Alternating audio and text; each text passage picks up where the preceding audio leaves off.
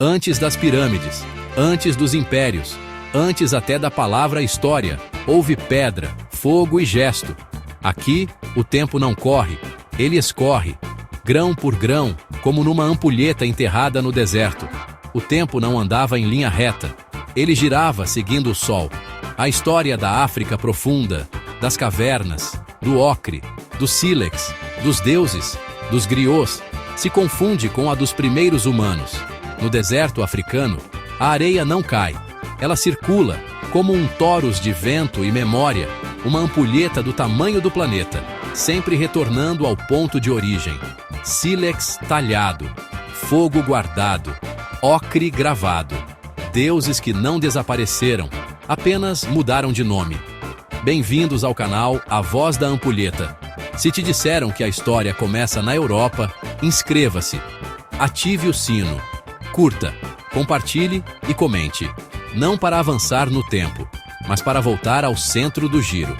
Gente, vamos parar um pouco e pensar. De onde a gente veio? Essa pergunta é uma das mais antigas do mundo. E a resposta hoje, a ciência nos mostra com bastante clareza. E essa resposta aponta para um lugar só, a África. É isso mesmo. A história de toda a humanidade, de cada pessoa que você conhece, de cada povo, de cada cultura, começa lá, no continente africano. Não é incrível pensar nisso? A África não é só uma parte do mundo. Ela é o ponto de partida, o lugar onde a nossa jornada como espécie, como Homo sapiens, teve seu início. É o nosso endereço original, o nosso lar ancestral. Tudo começou há milhões de anos. A gente não era bem como somos hoje. Eram os nossos antepassados mais distantes. Os cientistas chamam eles de hominídeos. Um dos mais famosos é a Lucy. O esqueleto dela foi encontrado na Etiópia, lá na África. Ela viveu há mais de 3 milhões de anos. Lucy já andava sobre 2 pés. Como a gente. Esse foi um passo gigante, literalmente. Porque com as mãos livres, nossos ancestrais puderam começar a fazer outras coisas. Podiam carregar comida, proteger os filhos e, o mais importante, criar ferramentas. Carregar comida, proteger os filhos, criar ferramentas. Essa pequena mudança no corpo abriu um mundo de possibilidades. A partir daí, a evolução não parou. Surgiram outras espécies de hominídeos, cada uma mais adaptada, mais inteligente.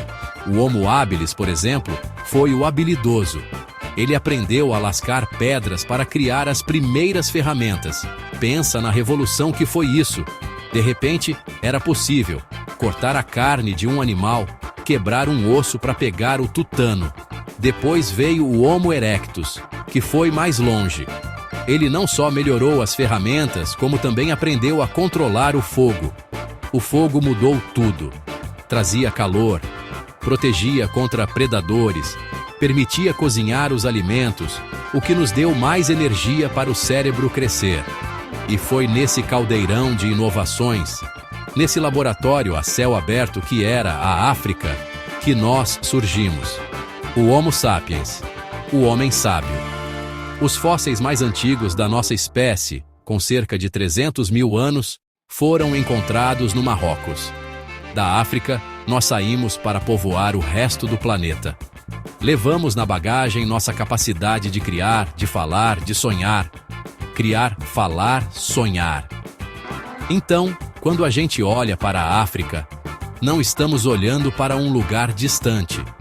Estamos olhando para o nosso próprio começo, para a origem da nossa criatividade, da nossa resiliência. Quando a gente fala em antiguidade, muitas vezes a primeira coisa que vem à cabeça é a Grécia ou Roma.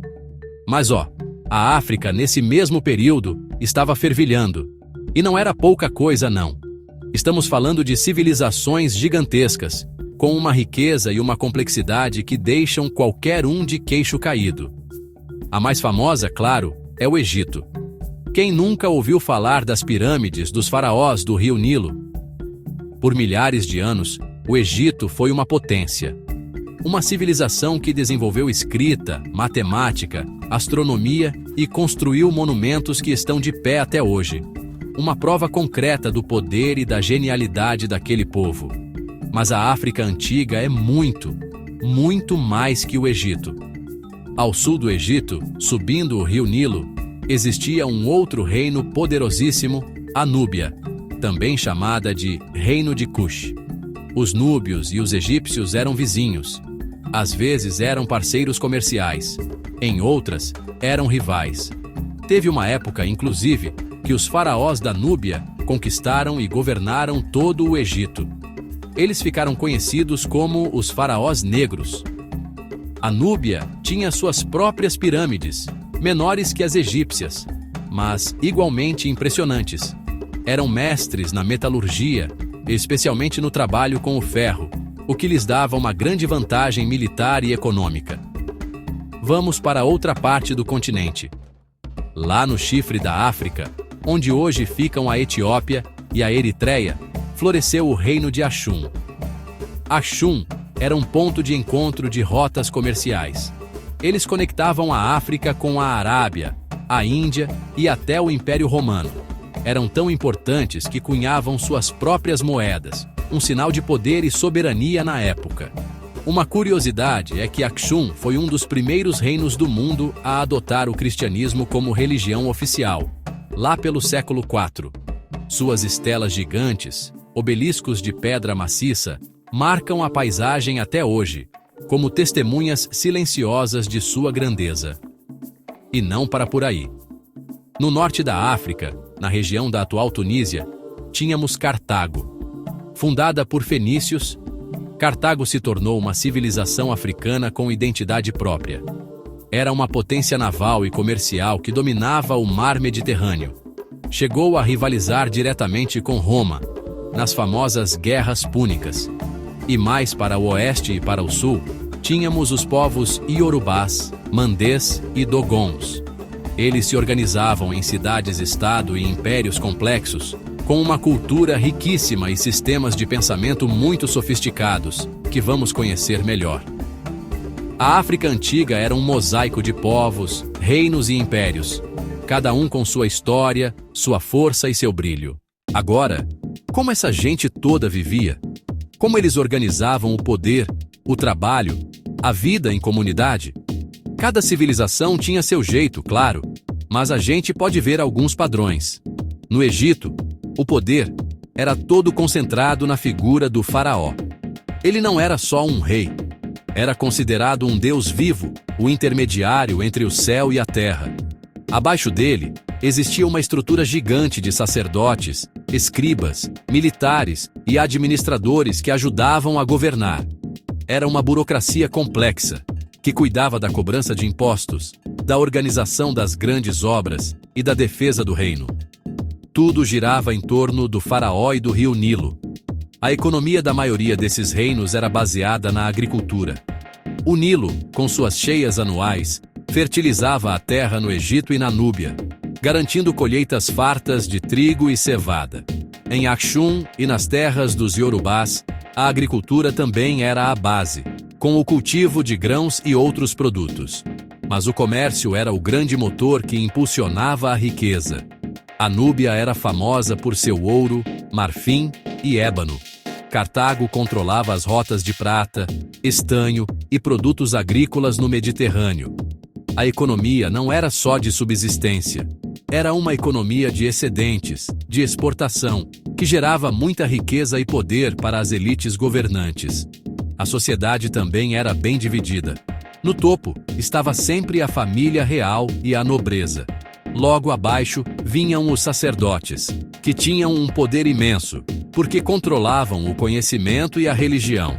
Depois, os militares de alta patente e os altos funcionários do governo, como os escribas. A maior parte da população era formada por camponeses, artesãos e pequenos comerciantes. E, na base da pirâmide social, existiam os escravizados, que eram, na maioria das vezes, prisioneiros de guerra ou pessoas endividadas. A mobilidade social era difícil, mas não impossível.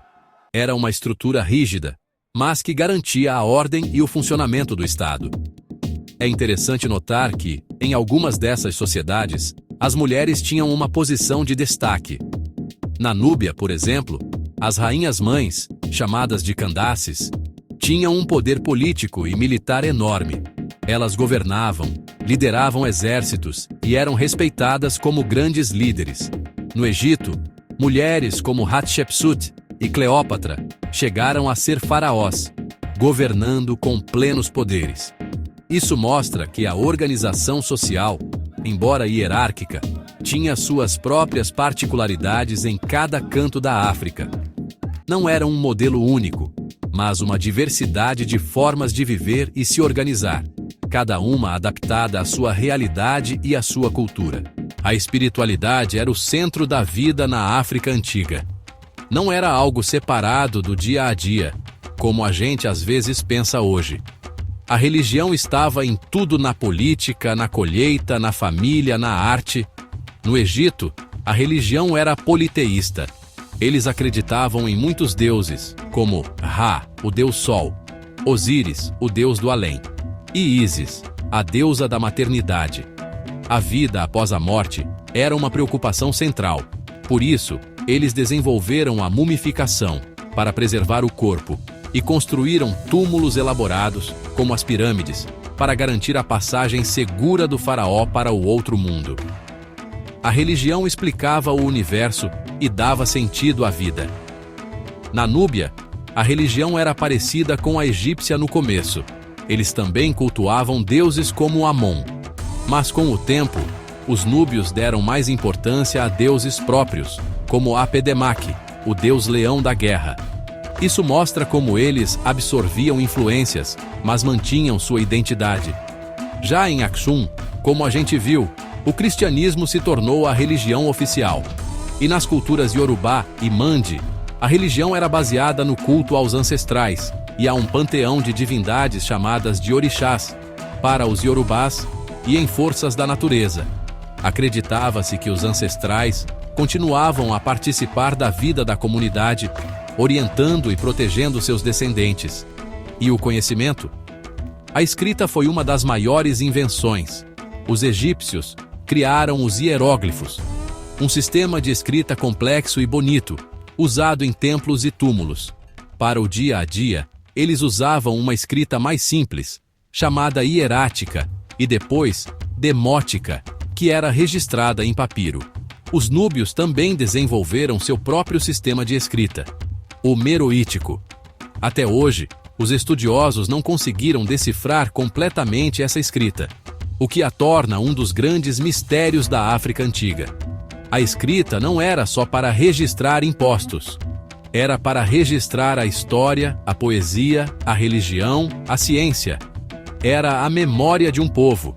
Além da escrita, o conhecimento era passado de forma oral. Nas culturas Mande e Yorubá, por exemplo, existiam os griots, ou os babalaôs. Eles eram os guardiões da memória. Eram historiadores, músicos, conselheiros, poetas. Eles decoravam as histórias de famílias, as linhagens de reis, os grandes mitos. Através de canções e poemas, eles garantiam que o conhecimento e a identidade do povo não se perdessem no tempo. Essa tradição oral é tão poderosa e tão rica quanto a tradição escrita.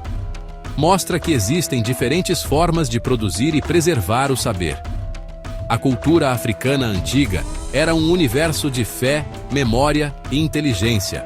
Ninguém vive isolado, né? E com as grandes civilizações não era diferente. A África antiga estava super conectada com o resto do mundo.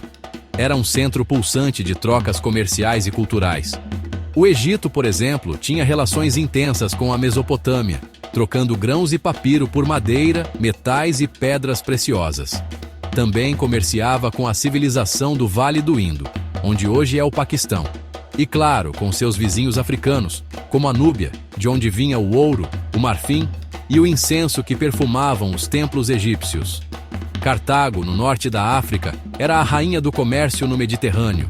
Seus navios iam e vinham, levando e trazendo mercadorias de todo o mundo conhecido. Eles negociavam com os gregos, com os persas e, mais tarde, com os romanos. Mas o mais legal é que eles também organizavam expedições pela costa da África. Há relatos de que um navegador cartaginês chamado Hannon teria navegado por boa parte da costa oeste africana, séculos antes dos europeus. Eles iam em busca de ouro, marfim e outros produtos exóticos. Essas viagens não eram só comerciais, eram também de exploração, de descoberta de novos povos e lugares. O reino de Aksum, no chifre da África, era outro ponto-chave dessa rede global. Sua localização era estratégica. Controlava o Mar Vermelho, uma rota vital que ligava o Império Romano à Índia e à Arábia. Os navios de Aksum transportavam especiarias, seda, marfim e até animais exóticos, como elefantes.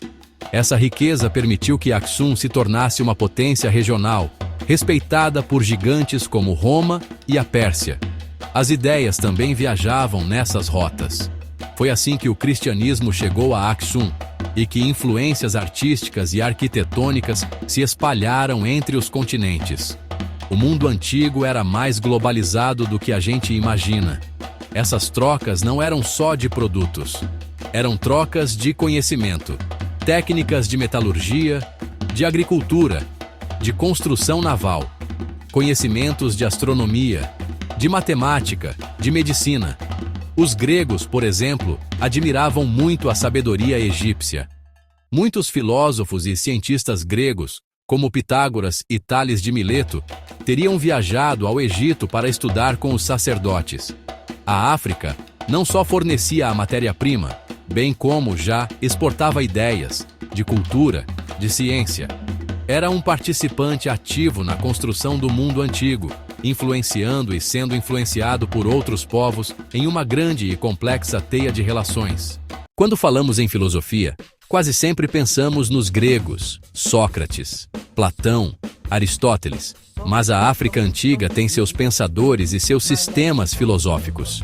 Eram formas de entender o mundo, a vida em sociedade e o lugar do ser humano no universo. Uma das ideias mais importantes veio do Egito. Chamava-se Ma'at. Ma'at era mais que uma deusa. Era um conceito.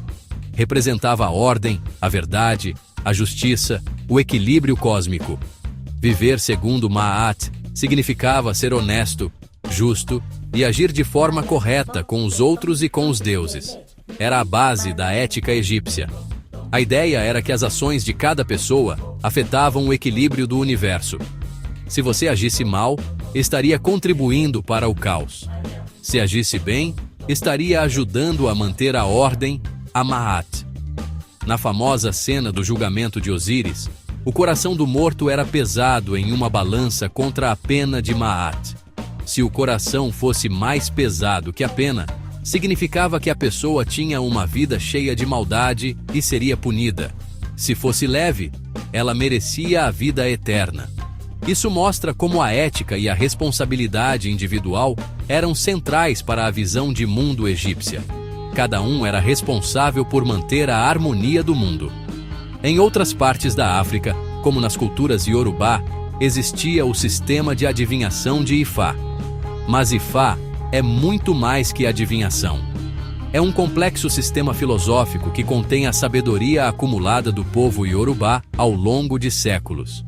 Através de seus versos e histórias, o Ifá oferece conselhos sobre como viver uma vida boa, como resolver conflitos e como entender seu destino.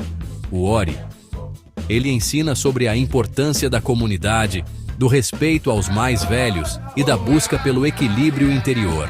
É um guia para a vida, um verdadeiro corpo de conhecimento sobre a ética e a existência humana. E tem um outro conceito, cuja origem é muito antiga e que se espalhou por muitas culturas africanas, que é o Ubuntu. Talvez você já tenha ouvido essa palavra. A tradução mais simples é: eu sou porque nós somos. É uma filosofia profundamente coletiva. A ideia é que uma pessoa só se torna pessoa através das outras pessoas. A sua humanidade está ligada à humanidade dos outros. Isso significa que a comunidade vem em primeiro lugar. O bem-estar do grupo é o bem-estar do indivíduo. É uma ética baseada na empatia, na solidariedade, na partilha. Ma'at, Ifá, Ubuntu são formas diferentes de pensar, mas todas com um ponto em comum a busca por uma vida com propósito, em harmonia com os outros e com o universo. Falar sobre escravidão é sempre um assunto delicado e muito importante, e a gente precisa entender como ela funcionava na antiguidade, para não confundir com outras formas de escravidão que vieram depois. Na África Antiga, em Roma, na Grécia e em outras partes do mundo, a escravidão existia, mas ela era bem diferente da escravidão que aconteceu nas Américas, a partir do século XVI. A principal diferença é que a escravidão na antiguidade não era baseada na raça. Não existia a ideia de que um povo era inferior e por isso podia ser escravizado. Então, quem se tornava escravizado? Geralmente eram pessoas capturadas em guerras. Quando um reino vencia uma batalha, os soldados e a população do lado perdedor podiam ser feitos prisioneiros e transformados em escravos. Outra forma era por dívidas. Se alguém não conseguia pagar o que devia, podia se tornar escravo do credor por um tempo, até quitar a dívida. E, em alguns casos, pessoas que cometiam crimes graves também podiam ser punidas com a escravidão. O ponto central é que era uma condição social, resultado de uma guerra, de uma dívida ou de um crime. Não era uma condição biológica ou racial. A vida de uma pessoa escravizada na antiguidade era dura, sem dúvida. Elas perdiam a liberdade e eram obrigadas a trabalhar para seus senhores, fosse nas minas, nos campos, em grandes construções ou dentro de casa. No entanto, em muitas sociedades, como no Egito, a escravidão não era necessariamente para a vida toda. Uma pessoa escravizada por dívida, por exemplo, podia recuperar a liberdade. Prisioneiros de guerra podiam, em alguns casos, ser integrados à sociedade depois de um tempo. Eles podiam casar, ter filhos, que nem sempre nasciam escravos, e às vezes até acumular alguns bens. É fundamental não romantizar essa situação. Perder a liberdade é sempre algo terrível, mas é igualmente fundamental entender o contexto histórico. A escravidão transatlântica, que trouxe milhões de africanos para as Américas, foi um sistema completamente diferente. Ela foi baseada na ideia de raça, criou uma indústria de sequestro e comércio de seres humanos e tratava as pessoas como mercadorias, sem qualquer esperança de liberdade para elas ou seus descendentes. Ao estudar a escravidão na antiguidade, a gente aprende que a exploração do trabalho humano existiu de várias formas ao longo da história e que a forma racializada, que marcou o Brasil, foi uma das mais cruéis e desumanas que já existiram. A genialidade dos povos africanos antigos não ficou só nas ideias, ficou também nas coisas que eles construíram, esculpiram e descobriram. As marcas que eles deixaram no mundo são impressionantes e visíveis até hoje. Vamos começar pela arquitetura. As pirâmides de Gizé, no Egito, são a prova mais óbvia. Como eles conseguiram erguer aqueles monumentos gigantescos, com blocos de pedra pesando toneladas, com uma precisão matemática incrível, há mais de 4.500 anos?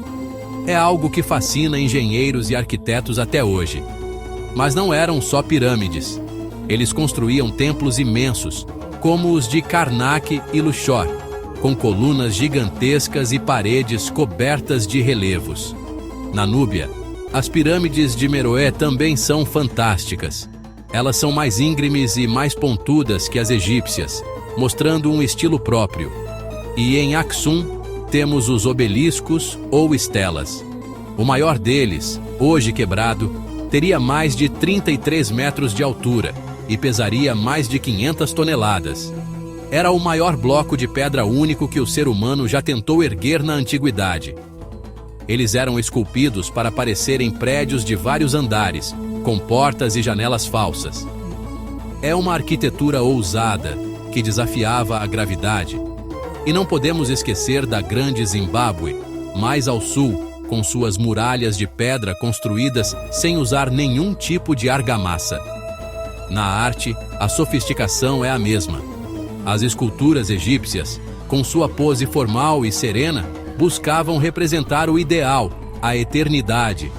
Mas se a gente vai para a África Ocidental, Na cultura de Nok ou na cidade de Ifé, dos Iorubás, encontramos uma arte completamente diferente. As cabeças de terracota de Nok e as de bronze de Ifé são de um realismo impressionante. Elas retratam pessoas de verdade, com expressões, penteados e escarificações detalhadas. Quando essas cabeças de Ifé foram descobertas, no início do século XX, muitos europeus se recusaram a acreditar que poderiam ter sido feitas por africanos, de tão perfeitas que eram. E na ciência? Os egípcios eram mestres em várias áreas. Na medicina, eles tinham médicos especialistas, realizavam cirurgias e descreveram diversas doenças e seus tratamentos em papiros. Na matemática, eles desenvolveram a geometria para poder medir as terras depois das cheias do Nilo. Foi a base da geometria que os gregos depois aprimoraram. Na astronomia, eles criaram um calendário de 365 dias, muito preciso para a época, observando o movimento das estrelas. Esse conhecimento não era abstrato. Era um conhecimento prático, aplicado, que servia para resolver os problemas do dia a dia e para organizar a sociedade. A África Antiga foi um polo de inovação científica e artística. Chegamos ao fim da nossa viagem. E o que fica? A história da África é a história do mundo. É o começo de tudo. Foi lá que nos tornamos humanos. Foi lá que aprendemos a usar ferramentas, a controlar o fogo, a nos expressar. Antes dos outros povos existirem, a África já tinha uma rica história de milênios. Ela sempre esteve lá, como protagonista, criando civilizações complexas, impérios poderosos e culturas de uma riqueza imensa. Olhar para a África Antiga é olhar para a fundação da sociedade humana. É reconhecer que as raízes de muito do que chamamos de civilização estão plantadas em solo africano. As pirâmides do Egito e da Núbia, as estelas de Aksum, as cabeças de bronze de Ifé. Tudo isso não são apenas ruínas de um passado distante, são provas materiais da capacidade humana de criar, de inovar, de construir coisas grandiosas. São testemunhas de um tempo em que a África foi e é um centro de conhecimento, de poder e de comércio global. Ignorar essa história é como ler um livro começando pelo meio. A gente perde o começo, o contexto, o sentido de tudo. Conhecer a história da África Antiga é fundamental para ter uma visão completa e justa da história da humanidade. As ideias que nasceram lá, como Ma'at, Ifá e Ubuntu, continuam a ecoar. Elas nos falam sobre justiça, sobre comunidade, sobre a busca por equilíbrio e sobre a nossa conexão uns com os outros. São filosofias que têm muito a nos ensinar hoje, em um mundo que muitas vezes parece tão individualista e dividido. Olhar para essa sabedoria ancestral não é um exercício de nostalgia. É uma busca por ferramentas para construir um futuro melhor, mais justo e mais humano. O legado africano não está só nas pedras dos monumentos, mas também na força dessas ideias que atravessam os séculos. Portanto, da próxima vez que você pensar na história do mundo, lembre-se de começar pelo começo. Lembre-se da África. Lembre-se que o continente que hoje luta contra tantos estereótipos é a origem das grandes revoluções humanas, a biológica, quando nos tornamos Homo sapiens, a tecnológica, com as primeiras ferramentas, e a social, com as primeiras grandes civilizações. A história da África é a sua história, é a minha história, é a história de todos nós. E conhecer essa história é um ato de justiça, de reconhecimento e, acima de tudo, de descoberta sobre quem realmente somos.